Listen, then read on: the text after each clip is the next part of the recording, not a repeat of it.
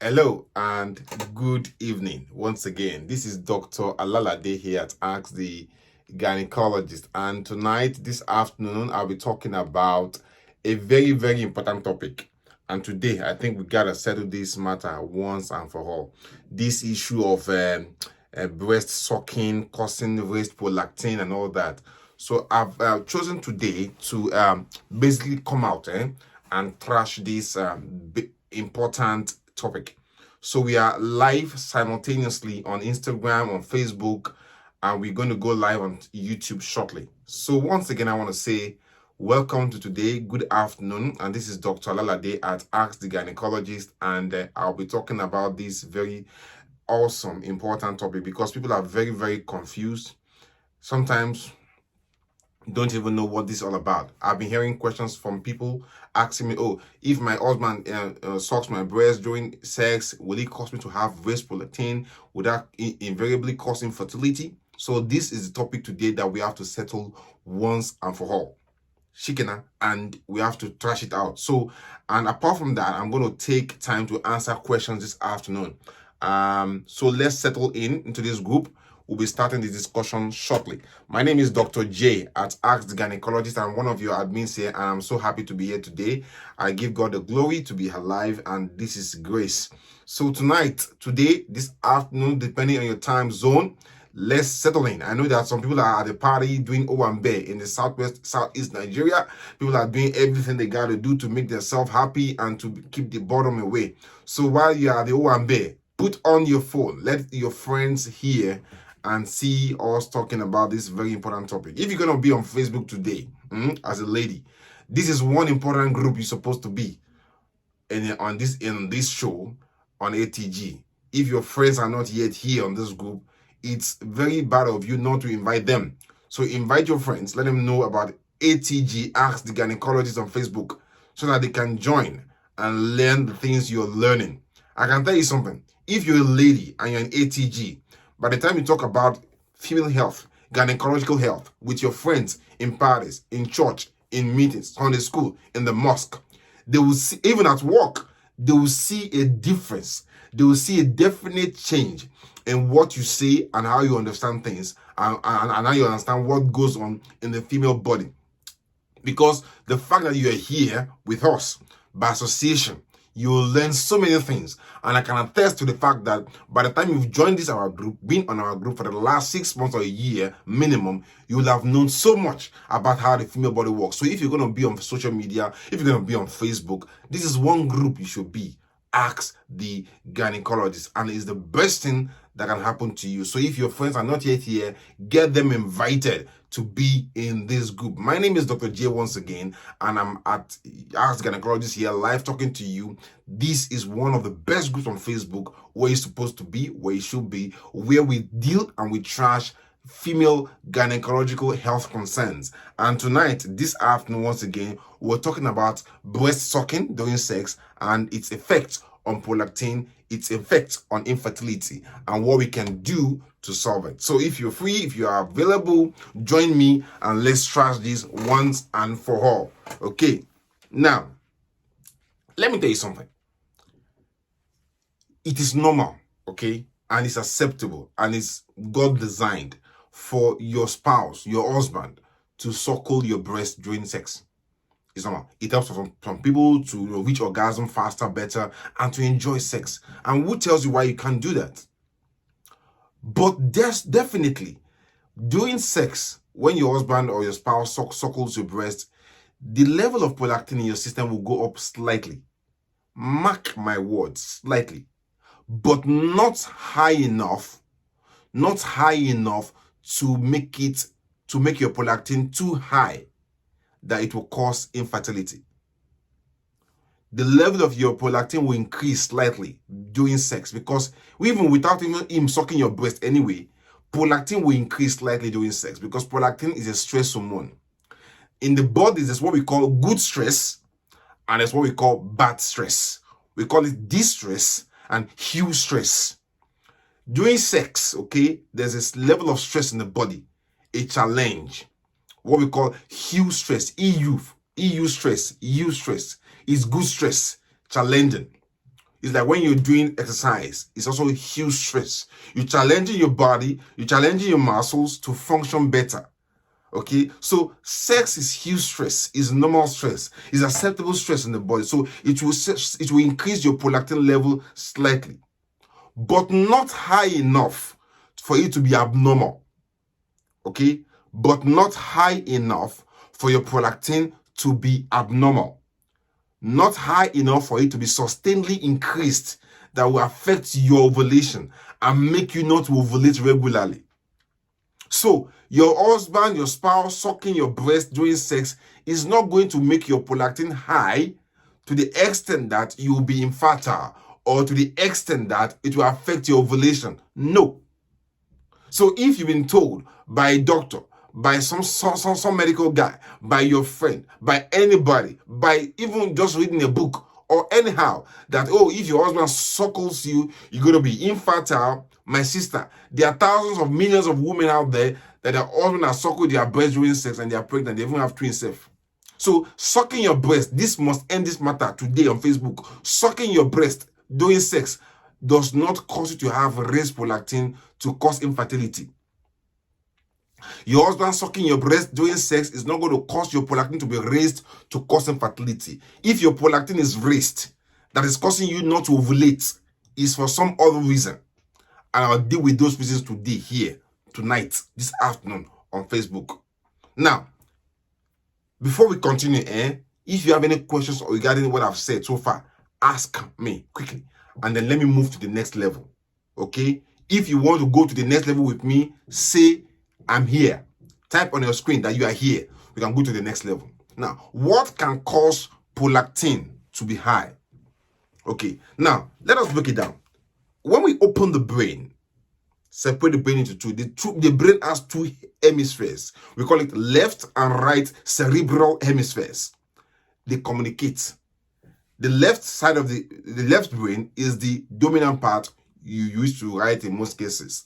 The other part, the right part of the brain, is the one you use to visualize, to think. The intellectual part, the one that is always thinking, analyzing. Usually when you're sleeping, whatever you've gained, learned during the day will interact with the other part of the brain to synthesize. That is why it's easier for you to synthesize knowledge while you're asleep. Suddenly you have a puzzle, you're trying to solve a challenge. You think about it during the day, no solution. You sleep, suddenly you wake up with answers to your problem. That is because the brain is digesting the fact you've taken in. The brain will synthesize it with the other part. So let's open the brain into two. Between the brain, there's an organ we call the pituitary gland. This pituitary gland in the brain has two parts.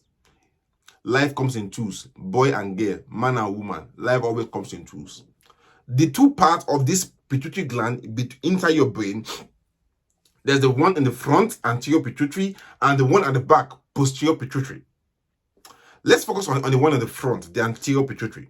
This anterior pituitary produces all the hormones in your body, including your FSH, LH hormone to make you ovulate, your prolactin, your thyroid hormone stimulating, your thyroid stimulating hormone that tells your thyroid to work, everything, control center, your hormone system, the pituitary. This same pituitary gland produces hormone called prolactin, which functions on your breast to produce milk and to make you function. This prolactin can be increased too during stress. Okay, you're being stressed out at work, you're trying to submit an assignment and all that. The hormone will go up temporarily during that stressful period. Now, after that stressful period, the hormone will come back to what it is. So it's just a temporary spot, temporary increase. It's not sustained increase. It's a sustained increase of this prolactin hormone that can cause the ovary not to ovulate. This hormone prolactin is what you produce in your system after delivery of your baby to tell your breast to produce milk to feed the baby. If this hormone is sustainedly high, what your body is saying is that I am stressed consistently. So for that time period, no need to start bringing a new baby to life because you are going through stress. The hormone is saying you're breastfeeding a baby. So focus on that baby. No need to bring another baby to life for now because you are busy. Therefore, do not ovulate. Do not ovulate.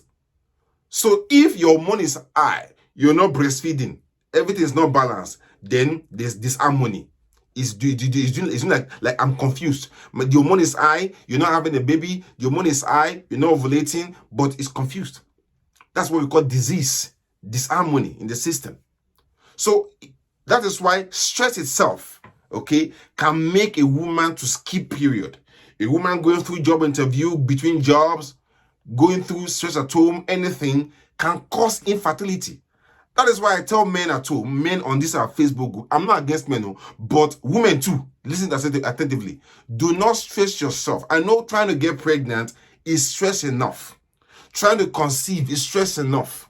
But if you just put yourself under such much pressure, you're not doing what you're supposed to do, you add to your stress. You add and complicate issues and making get pregnant much of a challenge and difficult.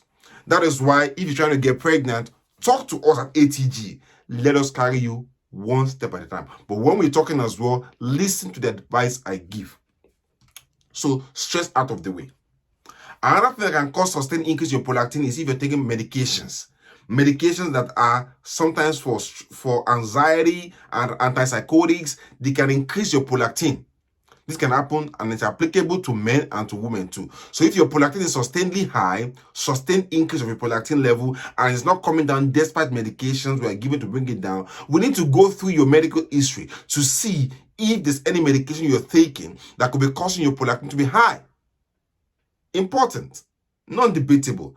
That is why you need to be open to your doctor and let them know every medication you're taking at any point in time in the past or in the present. It's also paramount that if you have raised prolactin, that we check your thyroid hormone too, to see if your thyroid hormone is also sustainedly high or causing disharmony that could be leading to your raised prolactin too. In some cases, we can't find the reason why you're having prolactin increase.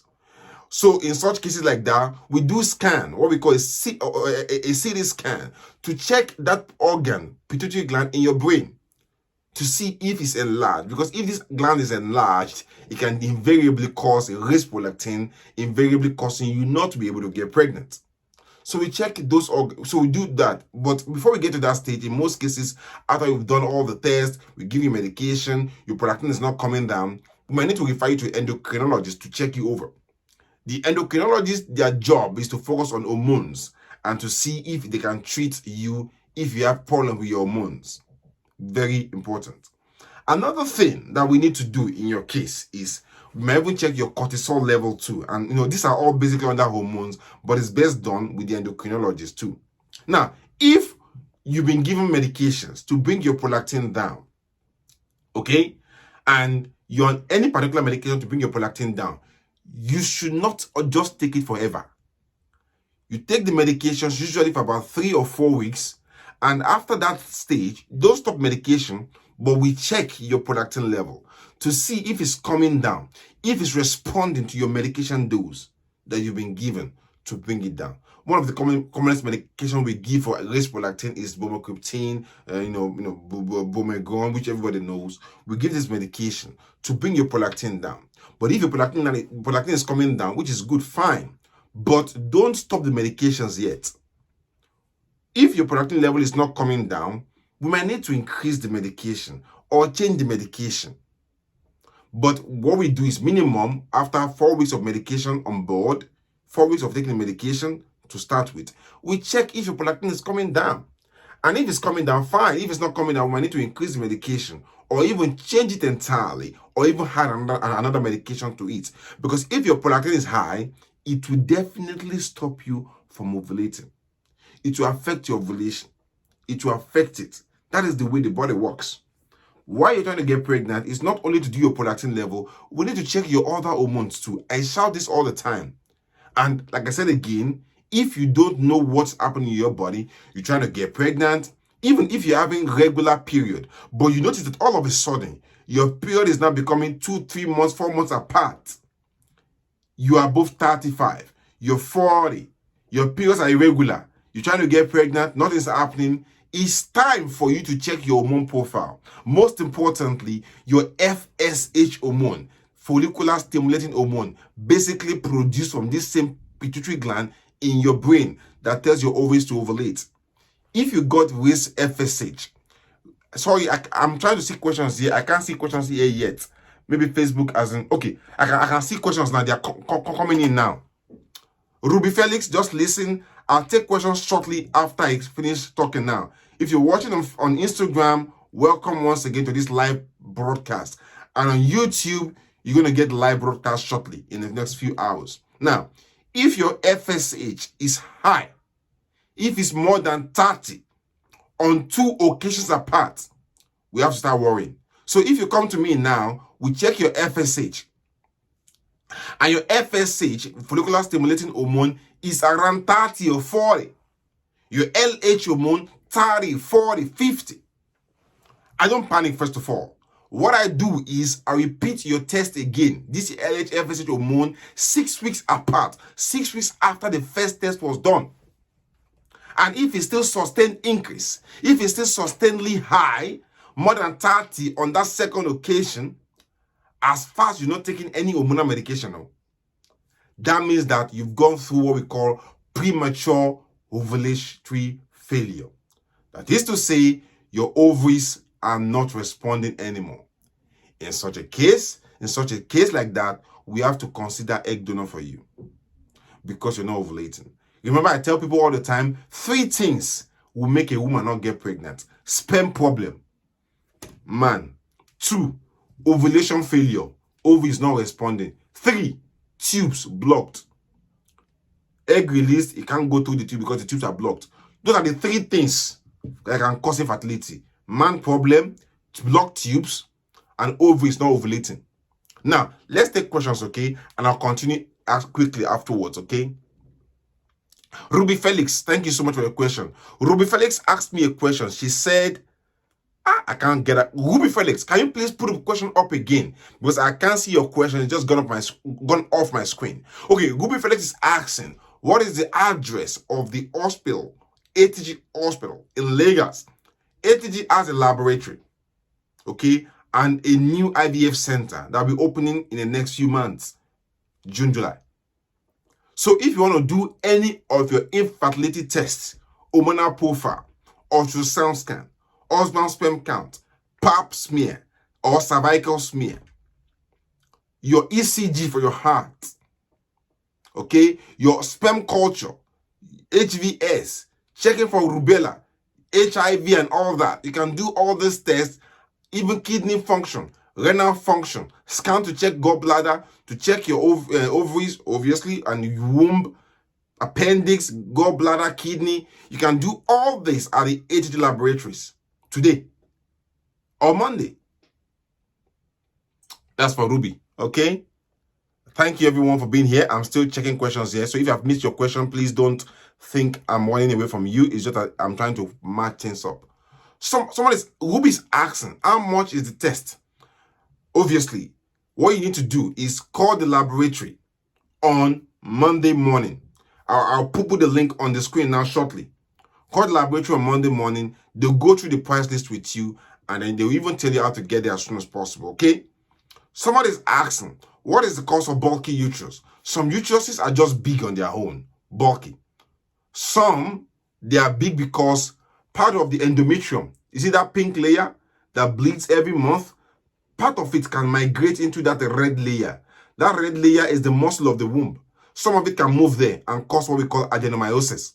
That's for Christabel Chioke. That is the cause of bulky uterus. How do we treat it? Sometimes it can make your period painful. So we give you painkillers during your period. Or we can give you contraception to reduce your pain and reduce your period. But if you want to get pregnant, then obviously we can use contraception for you if you have bulky uterus. In worst case scenario, after you finish having your babies, you've done with your family, you've done your job having babies, and you're still having this bulky uterus and it's causing you pain and heavy bleeding, we can consider hysterectomy to take out the womb forever. So that is a treatment and a cause for bulky uterus, Christabel Opala. What is the treatment for blocked tubes? If the tubes are blocked, we can do hydrotubation to flush the tubes. But unfortunately, it works only 1 out of every 4 people. 25% success rate. Will be Felix, my number. Just call the laboratory on Monday. I can't give my number here because if I give my number here, all these phones here talking to me, watching me, they'll start to ring and I won't be able to do anything again. So I will never give my number on live show like this because people start calling me and this show will end. We can't continue, okay? Because some people, they will just start calling immediately. On Instagram, if you don't care for us, asking, Doctor, what will cause IVF failure after embryo transfer, despite taking all precautions duly? Okay? Yes, causes could be implantation failure. Sometimes there's fluid in the womb before the transfer. Once we see fluid in the womb cavity before transfer, we stop the transfer. Okay, we abandon. We make it for another day. Sometimes there's mucus in the cervix disturbing the egg as it's going in. So we have to clean the cervix and take out any mucus there. Sometimes the ovary, the egg is not of good quality. And some people, they've been told by the doctor, this egg is not good quality. Oh, let us not transfer. The doctor, just go ahead and it will fail. Sometimes the doctor knows that the egg is not good quality. So if they advise you, follow the advice, okay? Candidiasis, which is also called yeast infection, does not cause infertility. Candidiasis, which is also called yeast infection, does not cause infertility. Doctor, what can I take to ovulate? You should be, as you are made as a woman, every woman that is made by God will ovulate on a good day. If you're not ovulating, have you done a test to confirm that? If it's so, what did the test show? Which hormones are imbalanced? If you're not ovulating, we get the hormones corrected and you start to ovulate. Gobi Felix, thank you. So Felix, get to the ATG laboratory staff on Monday. They will answer all your questions, okay? Thank you, Gobi. God bless you. I made a edit saying, taking painkillers during period, can it cause delay in conception? No. Doctor, Chioma Precious is saying, what is the normal prolactin for pregnant women and the progesterone? If your progesterone is 20 or more, in most cases, once your progesterone is 18 and above, I'm happy. It means you're probably ovulating. Prolactin, usually, once it's more than 25, is too high. Okay? That's for Chioma Precious. If Chioma Imbone, she's saying, what is the treatment for endometriosis apart from contraception for a person trying to get pregnant? If you're trying to get pregnant, we can't treat endometriosis with contraception. We have to go through surgery to treat and destroy the endometriosis. Other than that, there's no other option. To treat endometriosis, apart from hormonal treatment, is surgical. Other than that, then get pregnant. That's for Chioma Imbona. Doctor, okay, I've seen Chioma Precious. I've seen Esther Idimoko. My Egbonu Ngozi Ugu is asking for our address in Lagos. Our address in Lagos for ATG Laboratories, I'll put it on the screen shortly. If we have any of our moderators out there, please put up the address of the ATG Laboratories. Somebody needs it. Chidi Ebere, or she's on Instagram, she's saying, my husband has both sperm tests is 0. She's confused. So if your husband's sperm test is 0, okay, first of all, don't panic. My advice is to repeat the sperm count again. Before repeating it again, you need to take some medications, Adizua, Proceed. They help to boost the sperm count. It takes it for 8 weeks, repeat the sperm test. If it's still low, if it's 0, that means there's nothing happening. While it's waiting to repeat the sperm test, you should join the gym, lose some weight. Regular exercise, losing weight helps to boost testosterone level and helps to boost sperm count importantly. So you should lose some weight, join the gym. Smoking, stop. Alcohol, stop. Regular exercise, take the medications, Adizua or Proceed, repeat the sperm test 8 weeks from today, and then we see the result and see if it's getting better or not. Okay. Let's take questions here on Facebook here. Doctor, what do I use to boost my progesterone? Is 0.3 mils. If your progesterone is low, first of all, I need to make sure that it was done on day 21. If it's still low, talk to me on ATG, okay? And then we'll take it from there. So you're 16 weeks pregnant, you haven't noticed your baby kick. Babies will kick from 6 weeks, but you're not going to feel it until 20 weeks and above, okay? If you're not sure, go for a scan you, and you see your baby moving about at 16 weeks. But you're not going to feel it because it's too small. You'll feel the movement from 20 weeks onwards, okay? Angelica Vincent is asking for the address of the ATG Laboratories. After this discussion, I'll put the address on the screen. However, you can contact the laboratory on Monday morning, and then we'll take it from there. That's for Angelica. Doctor, can Pallodel and bromocriptine reduce prolactin? Yes. Pallodel and bromocriptine can reduce prolactin. But if you're taking them, you should be under care. where we check your prolactin level every 4 weeks to ensure that it's coming down and it's responding to the medication. Doctor, what do I do to improve my air quality? To improve air quality, lose weight, regular exercise, avoid alcohol, avoid smoking, avoid being around people that smoke, regular exercise, okay, and take DHEA vitamins to support your eggs production. Doctor, get your contact. Yeah, Mona Samuel, you can get a contact to the ATG Laboratories or send an email to ATG Services 2018 at gmail.com.